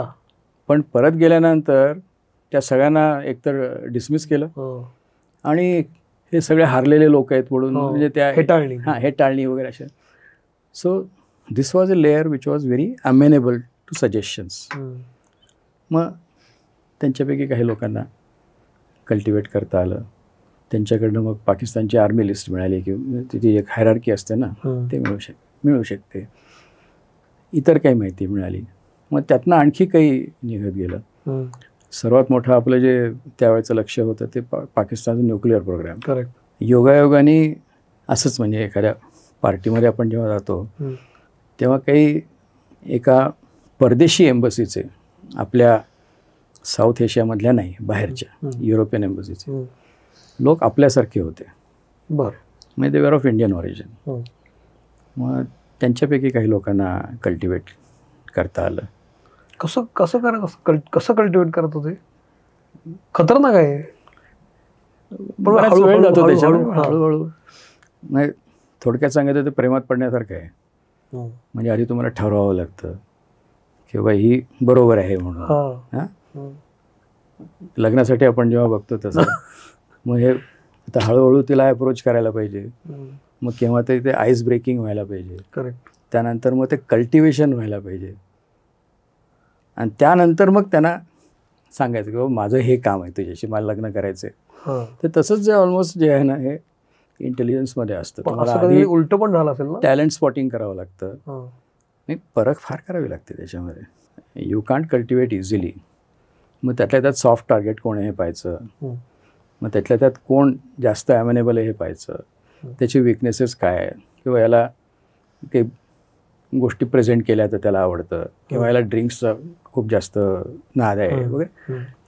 त्यांचे विकनेसेस शोधावे लागतात. पण हे सगळं तुमची टीम असायची, ते सगळं शोधायची का तुम्ही स्वतः? टीम तर मला होतीच, पण काही काही गोष्टी या तुम्हाला लीड घेऊनच कराव्या लागतात. म्हणजे जेव्हा तुम्ही सिनियर ऑफिसर बरोबर कल्टिवेशन करताय, कोणाला कल्टिवेट करताय, त्यावेळेला इतरांना नाही सांगता येत. मग छोट्या मोठ्या गोष्टी म्हणजे आता आणखी एक पुस्तक पोचवायचं असेल तुम्ही कदाचित दुसऱ्याच्या हाती पोचवीन, मग अशी सांगितलं तसं. पण त्या माणसाला आणि या माणसाला मी कधी एकत्र येऊ देणार नाही, कारण मग त्याच्यामध्ये धोका असतो. समजा त्याच्याकडनं काही चूक झाली तर माझा सोर्स करेक्ट मुश्किलीत पडेल. त्यामुळे स्वतःलाच करावं लागतं. पण याच्यामध्ये जेव्हा दोन देशांमध्ये तणाव येतो तेव्हा अल्टिमेटली शंकेची सुई पहिल्यांदा तुमच्या त्या याच्यावर जाते, डिप्लोमॅट्सवर जाते. आणि तुम्ही जो गेला तो काळ सगळा तणावाचाच होता आणि जबाबदारीचा होता. तर या तणावाचा परिणाम म्हणून तुम्हाला तुमच्यावर कधी जोर जबरदस्ती किंवा स्ट्रेस किंवा असं झालंय? स्ट्रेस होता ना, म्हणजे हा किस्सा संपवतो ना, स्ट्रेसचं सांगतो तुम्हाला. या किस्स्यामध्ये असं झालं की शेवटी इंडियन ओरिजिन ती जी व्यक्ती होती त्यांनी अतिशय महत्त्वाची माहिती दिली. म्हणजे पाकिस्तानच्या न्यूक्लिअर प्रोग्राममध्ये जे सेंट्रिफ्यूज बनतात, तुम्हाला माहिती आहे ना, सेंट्रिफ्यूजमध्ये जिथे युरेनियम जे आहे ते एनरिच युरेनियम केलं जातं, त्यासाठी सेंट्रिफ्यूजेस असतात, ते ट्यूब्स असतात, त्यासाठी स्पेशल स्टील लागतं. ते स्पेशल स्टील कुठून येते पाकिस्तानमध्ये हे समजलं. तो आमच्या दृष्टीनं चांगली माहिती होती, खूप माहिती होती. आता ताणतणाव आणि सर्वेलन्सचं जर सांगायचं झालं तर म्हणजे असं की माझं आणखी एक काम, मी काउन्सिलर ऑफिसर असल्यामुळे, म्हणजे first secretary counsellor, that was my designation. त्यामुळे येणारे भारतीय वगैरे जे आहेत त्यांच्याबरोबर मला इंटरॅक्ट करावं लागायचं. तर आपल्याकडे शीख समाज जो आहे त्यांची जवळजवळ सर्व महत्त्वाची देवस्थानं आहेत पाकिस्तानमध्ये आहेत. नानकाना साहेब आहे, डेरा साहेब आहे, पंजा साहेब आहे, या सगळ्या ठिकाणी आपल्याकडनं जथ्थे जातात. म्हणजे आपण जसं तीर्थयात्रेला जातो तसे जातात. ते इथून जेव्हा हे शीख जातात त्यावेळेला त्यांना कल्टिवेट करायचं काम पाकिस्तानी इंटेलिजन्स करत असतं. ओहो. हां, कारण त्यात ते संधी मिळते ना प्रचार करायची, खालिस्तान अमुक तो वगैरे. तर म्हणून जेव्हा जेव्हा शीख जथ्थे जायचे तेव्हा तेव्हा माझी ड्युटी होती की तिथे जाऊन पोचायचं आणि बघायचं काय चाललेलं आहे म्हणून. तर मी एकदा नानकाना साहेबला निघालेलो होतो. आता तारीख एक्झॅक्टली मला आठवत नाही, पण इंडियन टीम पहिल्यांदा, म्हणजे सचिन तेंडुलकर तेव्हा 17 वर्षाचा होता. तर ते नुकतेच इस्लामाबादला पोचले होते, त्यांच्यासाठी काहीतरी फंक्शन होणार होतं. मला इथे जावं लागलं त्यावेळेला, म्हणून मला ते आठवतं. त्यावरनं तारखा तुम्हालाच आवडते काळाची. आणि नेहमी मी ज्या हॉटेलमध्ये राहायचो तिथेच राहिलो आणि टॅक्सी करून जायचं नानकाना साहेबला. हे अगदी ठराविक म्हणजे रुटीन होतं माझं. वर्षातनं 3-4दा तरी जावं लागायचं तिथे. ते म्हणजे टॅक्सी निघाली हॉटेलमधनं आणि लाहोर संपायच्या आतच एका ठिकाणी रेड सिग्नल नेहमीपेक्षा जास्त वेळ राहिला. तर मला शंका आली की याच्यामध्ये काहीतरी गडबड आहे म्हणून मी तयारीत बसलो होतो. म्हणलं तर बघूया काय होतं. आणि तेवढ्यात गाडी रेड सिग्नलवर उभी आहे, म्हणजे पुढे जात नाही हे लक्षात येऊन सुद्धा पाठीमागनं एक टेम्पोवाल्यानं त्यांनी धडक मारली. हां, मग त्यातनं एक 3-4 पठाण खाली उतरले आणि माझा जो ड्रायव्हर होता त्याच्याबरोबर हुज्जत घालायला लागले. पाकिस्तानीच ड्रायव्हर होता, पाकिस्तानी कॅब होती ती. तर तो त्यांना सांगत होता की साहब मेरा क्या कसूर है, हम तो खडे थे, आपने पीछे से आके ठोक दिया, मेरी क्या गलती है वगैरे. तर त्यांनी त्याला असा उचलला आणि त्याच्या टेम्पोमध्ये टाकला. हे म्हणलं जास्त काहीतरी वेगळं प्रकरण दिसते. तेवढ्यामध्ये एक पाकिस्तानी पोलीस ऑफिसर आला. त्यांनी सॅल्यूट वगैरे केला. साहब कहाँ जा रहे हैं आप? म्हणलं नानकाना साहब जा रहे हैं. आप कौन है? म्हणलं ऐसा डिप्लोमॅटिक त्याला कार्ड दाखवलं. साहब लेकिन आपके पास परमिशन है क्या? आता ही टेक्निकॅलिटी आहे. आपल्याकडे पाकिस्तानी डिप्लोमॅट कुठेही जाऊ शकतो, त्याला काही परमिशन घ्यावी लागत नाही. पण इंडियन डिप्लोमॅट पाकिस्तानमध्ये त्यावेळेला कुठे जरी त्याला इस्लामाबाद सोडून जायचं असेल तर त्याला परमिशन घ्यावी लागायची. योगायोगानं माझ्याकडे ते सगळं होतं. मग ती बंद फाईलच मी दिली त्याला. त्याने ती फाईल घेतली आणि ज्याला उर्दू वाचायची सवय असते तो मागच्या पानापासून सुरुवात करतो. ती इंग्लिशमध्ये फाईल होती संबंध, पण तो मागच्यापासून ते पानं उलटायला लागला. मग लक्षात आलं की याला इंग्लिश काही येत नाही. तरी थोडा असं नखरा केला, पाहतोय वगैरे वगैरे. साहब म्हणाले ये समझ में नहीं आता है कुछ मेरे, तो हमारे सीनियर अफसर आएंगे तब तक आपको रुकना पडेगा. झालं म्हणलं आता काहीतरी गडबड होणार. मग तो सिनियर ऑफिसर येईपर्यंत थांबावं लागलं तिथे. थांबायचं कुठे, तर पोलीस स्टेशन जवळच होतं. म्हणजे they had decided on the spot where they would stop me. ते पोलीस स्टेशनला घेऊन गेले. तिथला जो सब इन्स्पेक्टर होता, साहब क्या खातिर कर सकते हैं, समोसा कोका कोला ते सगळं मागवलं. खात पीत बसलं तर आता करायचं काय म्हणलं. परिस्थिती अशी की आत्तासारखे मोबाईल नव्हते तिथे. करेक्ट. कोणाला सांगायची सोय नाही. म्हणजे टेलिफोन इस्तेमाल कर सकते हैं क्या, तो बोला सर कहाँ करेंगे, सिफारत को, म्हणजे एम्बसी. सिफारत को यहाँ से लगेगा नहीं सर, म्हणजे लाहौरमधनं इस्लामाबादला इथून लागणार नाही टेलिफोन नंबर असं सांगत होता. वो हमारा इंटरनल है. ठीक है. मैं तो बोला ठीक है, मैं ऐसा करता हूँ, आपके यहाँ के जो कमिश्नर है शाहिद रफ़ी, उनसे बात करता हूँ. तर योगायोग असा की पूर्वीची सवय असल्यामुळे मी जेव्हा जेव्हा लाहोरला जायचो तेव्हा तिथले जे कमिशनर होते, पोलीस नाही, रेव्हेन्यू कमिशनर, त्यांना जाऊन भेटत असे. अच्छा. ते मला ओळखायचे. ते शाहिद रफीचं नाव घेतल्यानंतर तो थोडा जरा बिचकला. तोपर्यंत मग त्याचा तो इन्स्पेक्टर आला. मग गप्पा झाल्या. मग आपकी टीम आई है, कैसा खेलेंगे, वो तो बच्चा है, कैसे खेलेगा, हमारे यहाँ ये है वो है वगैरे, त्या सगळ्या गोष्टी झाल्या. त्या दिवशी त्यांनी मला जाऊ दिलं नाही. रात्रीचे 12-12:30 वाजले. म्हणलं आता काय मला शेखुपुराला जाता येणार नाही. Sheikhupura is where Nankana Sahib is located. शेजारचा डिस्ट्रिक्ट आहे. ठीक आहे म्हणलं, तो परत जावं हॉटेलला आणि थांबावं तिथे. नंतर लक्षात आलं दुसऱ्या दिवशी गेल्यानंतर, मी तिथे पोचायच्या आधी तिथे सगळे खालिस्तानी जे त्यांनी ठेवलेले होते, काही कॅनेडियन सिख पण होते त्याच्यामध्ये, त्यांना तिथून हलवायचं होतं, ते राहिलं होतं. ते मी तिथे पोचल्यानंतर या गोष्टी माझ्या लक्षात येऊ नयेत म्हणून त्यांनी एक दिवस मला लाहोरमध्ये थांबवलं. मी तुम्ही टेन्शन म्हणताय ना, ते आता मला हसू येते, त्यावेळेला खूप पंचायत झाली होती. असे अनेक प्रसंग आहेत. मी आपलं याचीच म्हणजे मी जाईन पुढे, पण ह्याचं जेव्हा मिरर इमेज बघतो मी भारतामध्ये, ते लोक जेव्हा इथं असतात, तुमच्यासारख्याच पोस्टला आलेले असतात आणि त्यांना आपण अमर्याद स्वातंत्र्य देतो, तुम्ही कुठूनही कुठेही जा, यांच्यावर लक्ष ठेवणार आपली वेगळी सिस्टीम असते ना. आपली जास्त इफेक्टिव्ह आहे, कारण ते काय नुसतं त्रास देतात. पण खरोखर म्हणजे कोणाला त्यांनी असं कोणाकडनं डॉक्युमेंट घेताना पकडलंय वगैरे असं फार क्वचित झालं आहे. बहुतेक वेळा प्लांटेड डॉक्युमेंट्स असतात. म्हणजे आता ह्याला धरायचा, याला आपल्याला इथून काढायचं आहे एम्बसीमधनं, म्हणून त्याच्यावर डॉक्युमेंट प्लांट करायचा, मग त्याला अरेस्ट करायचं, मग त्याला पर्सोना नॉन ग्राटा म्हणून डिक्लेअर करायचं, त्याला विड्रॉ करायला सांगायचं. ह्या सगळ्या गोष्टी त्या म्हणजे वेगळ्या पद्धतीने होतात. पण आपण त्यांना लिटरली म्हणजे काहीतरी करत असताना, चुकीची गोष्ट करत असताना आपण त्यांना पकडतो. तर आवर सिस्टम इज मच बेटर.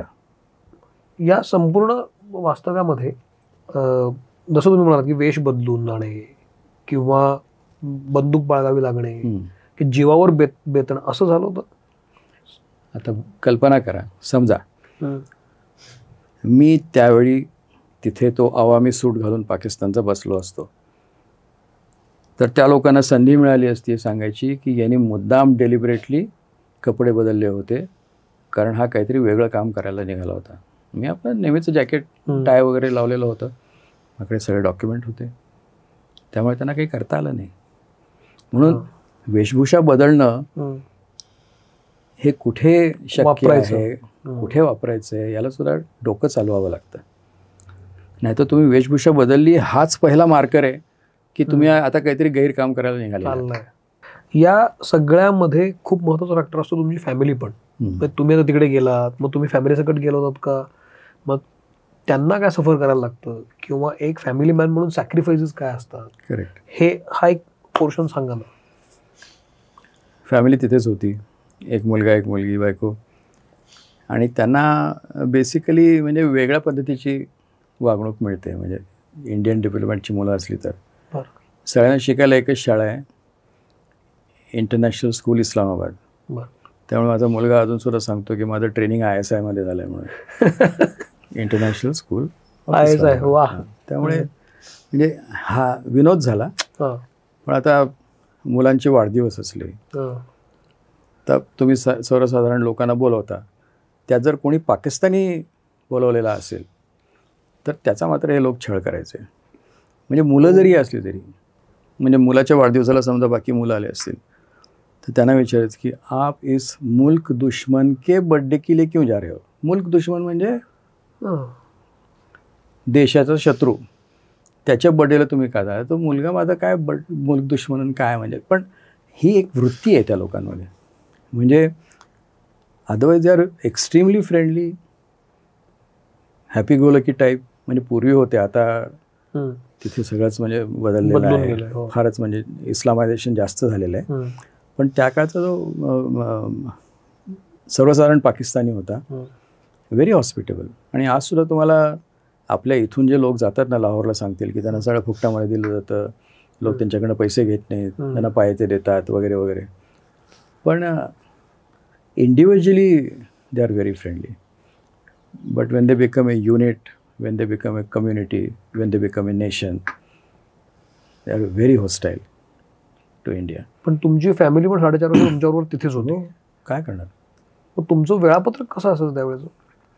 वेळापत्रक काय आपलं नॉर्मल ठेवायचं, कारण ज्या ॲबनॉर्मल गोष्टी करायच्या आहेत त्या नॉर्मल पद्धतीनंच कराव्या लागतात. म्हणजे मग डिप्लोमॅटिक पार्टीज ठेवायच्या घरामध्ये, त्याच्यामध्ये आणखी काही लोकांना बोलवायचं, किंवा याचं विजाचं काम अडलेलं आहे, तो पासपोर्ट घेऊन ये, मला घरी भेट, असं काहीतरी सांगायचं. पण ते या सगळ्यामध्ये खूप मोठी जोखीम असते. पण मी तुम्हाला सांगितलं ना, व्हिजा आणि विस्की, तर डब्ल्यूचं पण खूप काम सोपं होतं. आणि शेवटी काय ते पण they are also human beings. Absolutely. म्हणजे मी एक सांगतो, त्याचं नाव न घेता, he was known as whisky Maulana. बरं. म्हणजे मौलाना होता पण त्याला तो शौक होता. मग आमच्या फंक्शनमध्ये जेव्हा तो यायचा तर तो मुद्दाम विस्की मागायचा आणि त्याच्याबरोबर कोका कोला. म्हणजे ते वर्ण ओतलं की लक्षात येत नाही ना रंगाने काय आहे ते. वॉज नोन ॲज विस्की मौलाना. पण अशा पार्टीजमध्ये त्यांचे स्पाय येत नव्हते. येत असतीलच की. येतात ना. काय करता तुमचं आणि तुम्हाला माहिती आहे की हा स्पाय असं झालं. अरे वादच नाही, ते सर्वसाधारण लक्षात येतं. आणि आम्हाला ती सवय झाली ना, ती नजर एक डेव्हलप होते की हा जरा वेगळा आहे माणूस, हा जरा जास्त लक्ष देऊन ऐकतोय. कारण शेवटी काय, इंटेलिजन्सचं काम म्हणजे it's like A blotting paper. Wien others spill you soak it up. त्यामुळे ते लोक ते लक्षात येतात तुमच्या, म्हणजे की हा जरा जास्त लक्ष देऊन ऐकतोय आपण काय बोलतोय ते. तुमच्या फॅमिली कडून म्हणजे पत्नी आणि मुलांकडून हे जे रिस्की काम थोडं चालायचं, ह्या त्यांना त्याचा फटका कधी बसलाय? नाही, सुदैवाने त्यांनाही बसला नाही, मलाही बसला नाही. पण योगायोग असा की ज्यांनी शीख जथ्याची ड्युटी केली, माझ्या आधीचे आणि माझ्या नंतरचे सगळ्यांची पाकिस्तान्यांनी केव्हा ना केव्हा तरी पिटाई केली. मी सुटलो त्यातनं.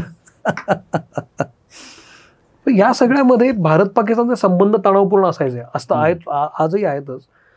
तुम्ही जेव्हा काही इन्फॉर्मेशन बंद आहे आपलं मिशन पुढे सांगतो, इतके म्हणजे इतकी परिस्थिती वाईट आहे. पण हे जे त्या काळामध्ये स्टाफ आहे 90s मध्ये किंवा तुम्ही जेव्हा तिथे होतात त्या काळामध्ये खूप चांगला काळ होता.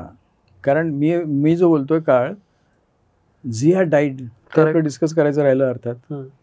पण 17 ऑगस्ट 88 म्हणजे मी तिथे पोचल्यानंतर काही महिन्यांमध्ये ओझरी झालं, त्यानंतर काही महिन्यामध्ये झिया गेला, went up, literally went up. तो विमानामध्ये होता ना, तुम्ही ती गोष्ट ऐकली असेल सगळी काय झालं ते वगैरे. त्यावेळेला पण खूप आरोप झाले की आपणच त्याला उडवला वगैरे म्हणून. पण आपला काही संबंध नव्हता. It was an American design or maybe their own design, I don't know. I can't really make a claim before camera. But this is what people keep on talking about. It's not my opinion. पण लोक म्हणतात की काहीतरी तिथे वेगळी designs होती. कारण काय, त्याच्यानंतर बेनझीर आली. Benazir was not acceptable to Pakistani establishment at all. Correct. पण ती आली ना, ती पंतप्रधान पण झाली. आणि आपल्याकडे राजीव गांधी तिकडे बेनझीर, त्यांचं म्हणजे खूप सख्य होतं. इनफॅक्ट पुन्हा म्हणजे मी असलं की गडबड कशी होते ते सांगतोय. 3 VIP व्हिजिट झाल्या. पाकिस्तानमध्ये त्याच्या आधी 10 वर्षामध्ये कोणीही गेलं नव्हतं. पण मी तिथे होतो तेव्हा 3 VIP म्हणजे राजीव गांधी 3दा आले. एकदा काहीतरी सार्क म्हणून, एकदा बायलॅटरल म्हणून, आणि एकदा अब्दुल गफ्फार खान गेले. खान अब्दुल गफ्फार खान म्हणजे सरहद गांधी आपण जे म्हणतो ते गेले म्हणून राजीव गांधींची visit. He came to Islamabad, तिथून पेशावर, चारसद्दा वगैरे असं ते त्यांच्या फ्युनरलला जाताना म्हणून गेले. इथे पण म्हणजे खूप इंटरेस्टिंग गोष्टी आहेत या. काय ही सगळी जी मंडळी आहेत ना, अब्दुल गफ्फार खानांना मी भेटू शकलो नाही कारण ते आजारी होते. म्हणजे ते म्हणजे हालचाल करत नसत. पण त्यांचा मुलगा वली खान अतिशय राजबिंडा दिसणारा माणूस, म्हणजे 6.25 फूट तरी असेल कमी, गोरापान एकदम. तो कुठल्याही गॅदरिंगला अवश्य यायचा इंडियन एम्बसीमध्ये, आणि त्याच्यावर खूप गप्पा व्हायच्या. आणि खरोखर म्हणजे दिलखुलास बोलायचा तो माणूस. नाही लक्षात यायचं, अर्थात त्याच्या भोवती कोण कोण उभे आहेत आम्हाला दिसायचं नाही असं नाही, म्हणून तो पण सांभाळून बोलायचा, आपण पण सांभाळूनच बोलायचं. पण खूप मोठी व्यक्ती होती ती. आणि त्यांनी गफ्फार खानांच्या ज्या गोष्टी सांगितल्या त्या तर खूपच म्हणजे रोचक आहेत. म्हणजे आम्ही जेव्हा सर्वसामान्य माणूस जेव्हा भारत पाकिस्तान संबंधांकडे पाहतो ना, तेव्हा असं लक्षात येतं की भारताला सगळं माहीत असतं, पाकिस्तान सगळं करतं माहिती आहे, आपलं इंटेलिजन्स माहिती देत असतं, सगळं सगळ्यांना माहिती, तरी पण आपण काहीच करत नाही. ह्याचा उबग जनता म्हणून मला येतो, सर्वसामान्य माणसाला होतं की आपण काहीच करत नाही. त्या काळी तुम्हाला तो येत होता का की आपलं जे धोरण असायचं ते अतिशय सबुरीनं घेण्याचं असायचं आणि ते अग्रेशन असायचं? मी पाकिस्तानहून परत आल्यानंतर महाराष्ट्रामध्ये पोलिसांची मीटिंग होती. त्यामध्ये DGने हा प्रश्न विचारला की तू इतकी वर्ष तिथे आहेस तर काय करता तुम्ही तिथे? मी त्याला म्हटलं, सर तुम्ही कुठलंही पाकिस्तानचं न्यूजपेपर उघडून बघा, पहिल्या पानावर आम्ही काय करतो ते असतं. ओहो, याच्या पलीकडे मी काय बोलू शकतो ना. तर असं नाही की आपण काही करत नाही म्हणून, करतो आपण, पण आपल्या पद्धतीने करतो, गाजावाजा न करता करतो. पण आपण तेव्हापासून करतच होतो. करावंच लागतं. काही काही गोष्टी या ती रिलेशनशिपच अशी आहे की काही ना काहीतरी तुम्हाला इंटरॅक्शन त्यांच्याबरोबर ठेवावी लागते, हे पहिलं. आणि ॲक्शनला रिॲक्शन जर नसेल तर मग ती ॲक्शन जी आहे ती एक्स्ट्रीम होत जाते. म्हणजे आमच्या वेळेला असा पण प्रसंग झाला की ॲटॅशे त्याच्या बायकोला त्यांनी पळवलं. आणि मग दिवसभर जवळ पत्ता नाही की ती कुठे आहे म्हणून.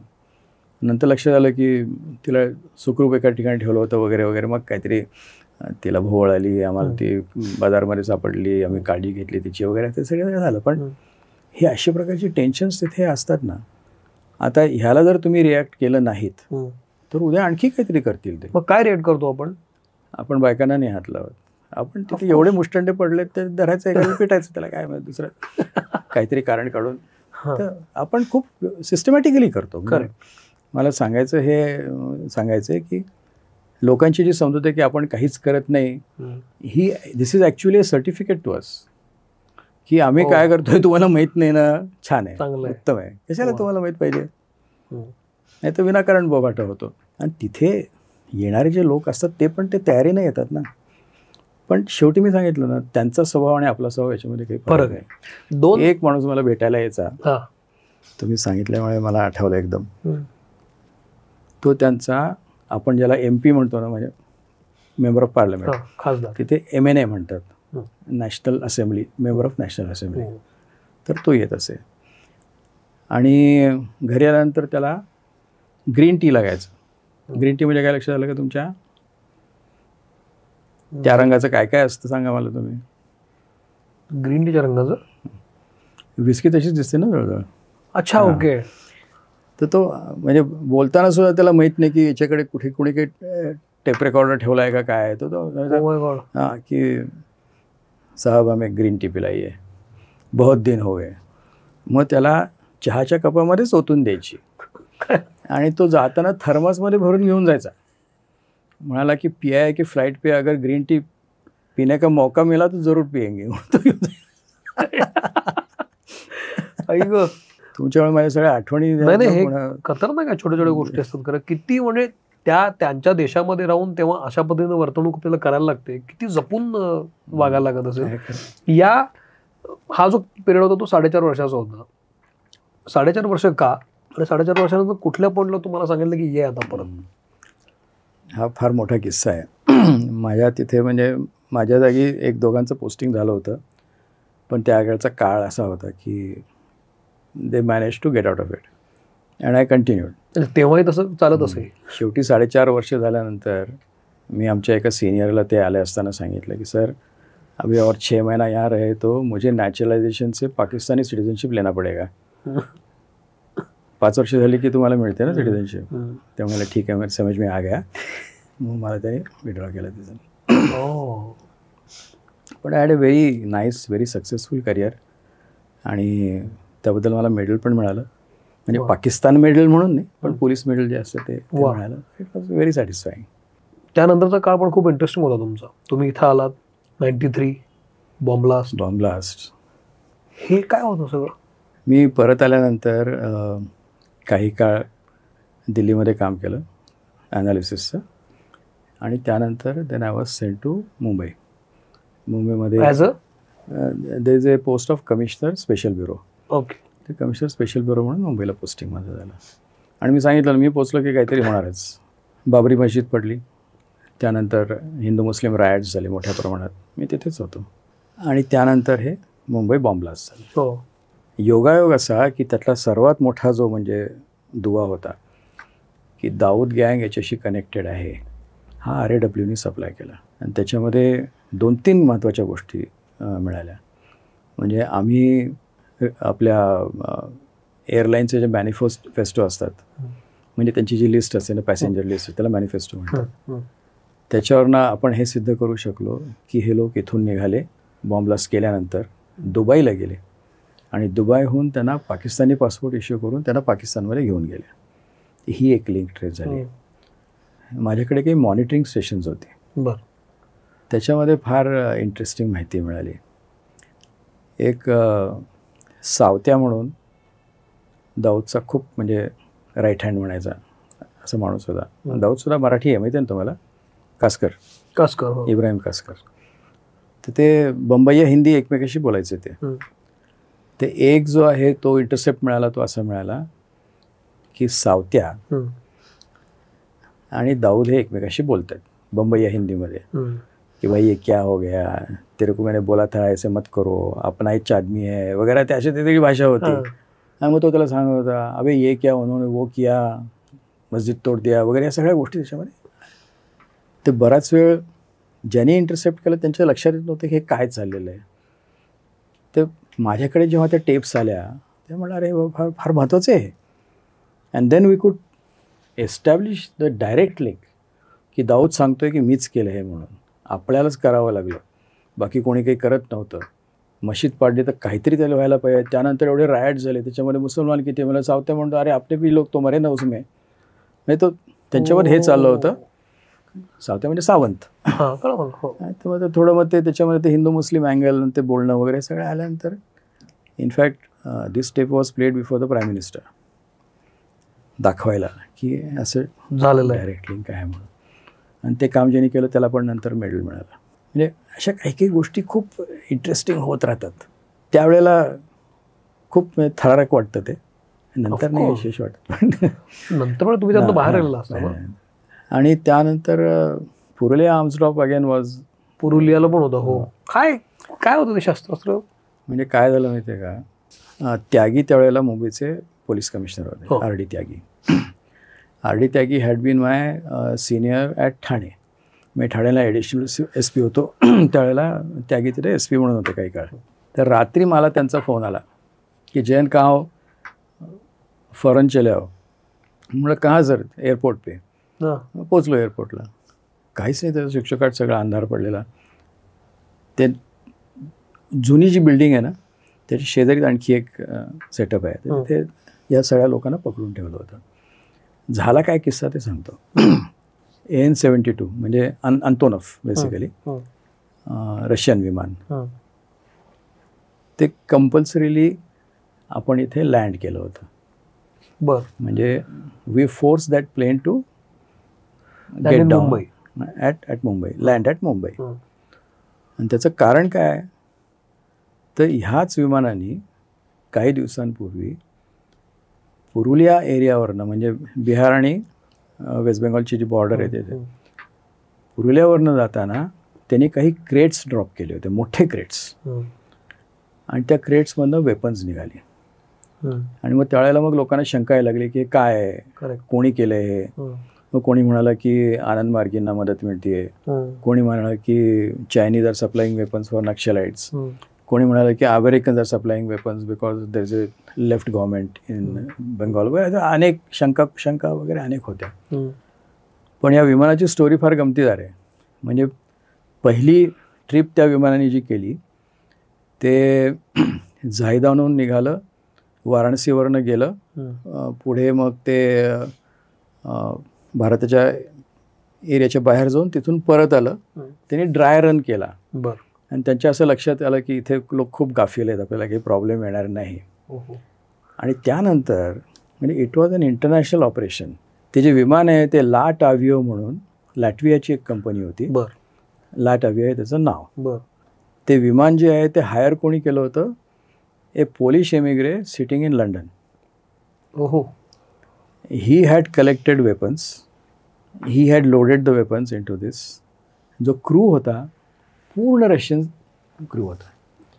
आणि त्यांचा जो कॅप्टन होता अलेक्सेव म्हणून, तो पूर्वी काळी गर्बाचोव्हचा, म्हणजे त्यांच्या प्रेसिडेंटचा, रशियन सोव्हिएट प्रेसिडेंटचा पायलट होता. अच्छा. तर मला त्यागीने का बोलवलं, हा सगळा क्रू रशियन होता. तर तुम भिड जाओ, देखो क्या बोल रहे हैं. म्हटलं ठीक आहे सर. सुरू झालं. मग त्यांना अनेक गोष्टी निघाल्या. मग त्याच्यामधनं ते रशिया त्यावेळेला एकदम डबघाईला आलेला होता. नुकताच म्हणजे सोव्हिएट युनियन सगळं ढेपाळलेलं होतं. या लोकांकडे पैसे नव्हते. सो दे वर सीकिंग जॉब्स एनिवेअर. तर एवढा मोठा म्हणजे VVIP पायलट होता, त्याला हे काम करावं लागलं. मग ते केलं त्यांनी. हे सगळं वेपन्स कुठे आहेत, प्लोव्दिव म्हणून एक जागा आहे, म्हणजे ईस्ट युरोपमध्ये, तिथून ती गोळा केलेली. मगाशी सांगितलं असं एमिग्रे आहे तो लंडनमध्ये बसला. ॲक्च्युली म्होरक्या कोण होता, तर किम डेव्ही म्हणून एक डच नॅशनल होता. Kim Dewey was running A smuggling racket international. आणि त्याच्यामध्ये एक पीटर ब्लीच म्हणून आपला ब्रिटिश एजंट होता. ही सगळी अशी इंटरनॅशनल मंडळी त्याच्यामध्ये होती. त्यांची चूक कुठे झाली, त्यांनी जेव्हा क्रेट्स लोड केले त्याच्याबरोबर त्यांनी पॅराशूट्स पण घेतले होते त्या क्रेट्ससाठी. But they could not test the parachutes. क्रेट्सचं वजन एवढं झालं की the parachutes were totally ineffective. त्यामुळे त्यांनी वरनं जेव्हा ड्रॉप केलं ते उघडले पण सिमटले आणि ते सगळं जो आहे तो धाडकन ते क्रेट्स खाली पडले. आणि जवळजवळ एक 3-4 स्क्वेअर किलोमीटरचा एरिया असेल त्याच्यामध्ये सगळी वेपन्स विखुरलेली होती. This is what happened at Purulia. आणि माझं रशियन असल्यामुळे मग त्यागी सरांनी मला बोलवून घेतलं. मग त्यातनं सगळ्या गोष्टी निघायला एक एक. पण सर्वात इंटरेस्टिंग गोष्ट त्यातली ही आहे की पीटर ब्लीच नंतर त्याच्या इंट्रोगेशनमध्ये सांगत होता की जेव्हा आम्हाला फोर्स लँड केलं मुंबई एअरपोर्टला, तेव्हा आम्हाला वाटलं की Wien the door opens there will be 100 rifles lined up against our chests. Instead, एक इंडियन ऑइलची गाडी आली म्हणाला. त्याच्यामध्ये 2 लोक होते, एक ड्रायव्हर होता आणि एक इंडियन ऑइलचा कोणीतरी कर्मचारी होता. त्यांनी विचारलं की आपको एविएशन फ्युएल कितना चाहिए. मग किम डेव्ही वस्ताद होता. तो म्हणाला हां बिलकुल लेना है हमें इतना, म्हणजे इंग्लिशमध्ये बोलला तो.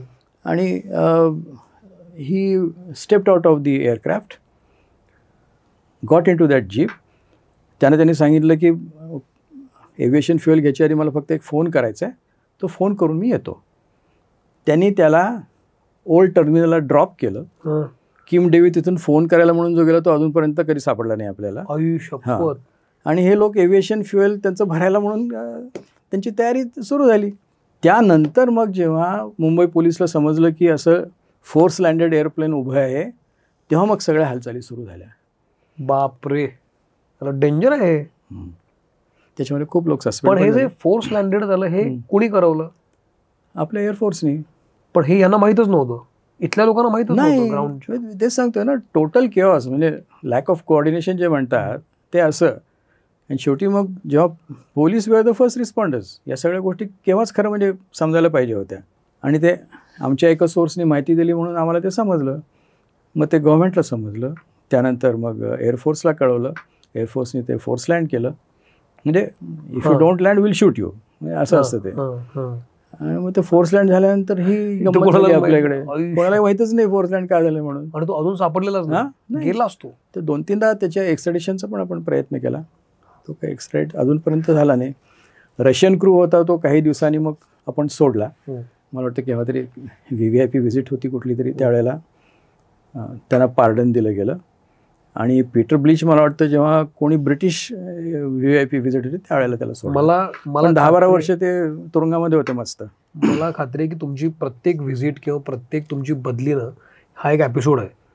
पण वेळेचं भान मला खरं तर ह्याचे खूप एपिसोड होतील, कारण तुम्ही त्यानंतर पुढे काय केलं आणि मग कुठे कुठे तुमची बदली. कारण केवळ पाकिस्तान नव्हता, इतर अनेक देश होतेच, तेही हवंय मला. पण वेळेचं भान म्हणून हा आपण फोकस्ड एपिसोड केला होता. पण या काळामध्ये सुद्धा खूप गोष्टी कळल्या. पण जाता जाता एक प्रश्न विचारतो, मग आपण थांबूया सर, की या सगळ्या 22.5 वर्षानंतर आता तुम्ही जेव्हा या तुमच्या सारख्या कम्युनिटीकडे बघता जे परदेशात आपल्यासाठी काम करतात, रॉ एजंट्स, अलीकडच्या काळात या सिनेमामुळे खूप त्याला ग्लॅमर आलंय किंवा लोकांचं लक्ष जातं, आणि या लोकांची सॅक्रिफायसेस पण आपल्या देशाला कळले की कशा पद्धतीने लोक काम करत असतात, अंडरकव्हर ऑफिसर्स असतात किंवा डिप्लोमॅट्स असतात. तर सिनेमा आणि ॲक्च्युली आत्ता सुरू असलेलं काम कसं तुम्ही याच्याकडे पाहता? आता मला एक सांगावं लागेल की एकही सिनेमा मी पाहिला नाही आहे. बरं, ते एक बरं गेलं. कारण मला ते सहन होणार नाही कधी कधी असं वाटतं, म्हणून मी ते पाहत नाही. कारण काय, फॅक्ट आणि फिक्शन याच्यामध्ये तुम्हाला गफलत नाही करता कामा. म्हणजे फॅन्टसीज तुम्ही वापरता कामा नाही त्याच्यामध्ये. त्याच्यामध्ये विनाकारण लोकांना भुरळ नाही पडायला पाहिजे. पण त्याचबरोबर हे मात्र आहे की लोकांना जाणीव व्हायला पाहिजे की केवढी मोठी सॅक्रिफायसेस करावी लागतात ह्या फील्डमध्ये काम करताना. तुम्हाला तुमचं कुटुंब, तुमची मुलं, हे सगळ्या गोष्टी म्हणजे जवळजवळ ते त्यांना गहाण ठेवल्यासारखे असतात, पण करावं लागतं. पण ते अतिरंजित केल्यानं काय होतं माहिती आहे का, कधी कधी उलटा परिणाम होतो. म्हणजे ओव्हर कॉन्फिडन्स येतो किंवा एक प्रकारची कंप्लेसन्सी येते. म्हणजे आता इस्रायलचं आपण जे पाहिलं ते सर्वात मूर्तिमंत उदाहरण आहे की तुम्ही स्वतःच्या इंटेलिजन्स एजन्सीजचा एवढा मोठा बभरा केला होता आणि शेवटी झालं काय बघा. आणि आता इतकी वर्ष, इतके महिने आता ती लढाई चालू आहे, अजून त्याच्यामधनं काही निघत नाही. म्हणून सतर्क राहणं हा एकच फक्त मेसेज इंटेलिजन्स एजन्सीजचा असतो. आणि सगळ्यांना सतर्क राहावं लागतं, एक दुसऱ्याला नाही, सर्वजणांना. तुम्ही आता इतक्या वर्षानंतर रिटायर झाल्यानंतर तुमचे जे सोर्स होते, तुमचे जे कॉन्टॅक्ट्स होते, ते तुमच्या अजूनही कॉन्टॅक्टमध्ये असतात का आफ्टर रिटायरमेंट? काय त्याच्यामध्ये काही बंधनं आपण घालून घेतलेली आहेत. बरं. म्हणजे मी परत आल्यानंतर काही दिवसांनी मी पोलीसमध्ये परत आलो.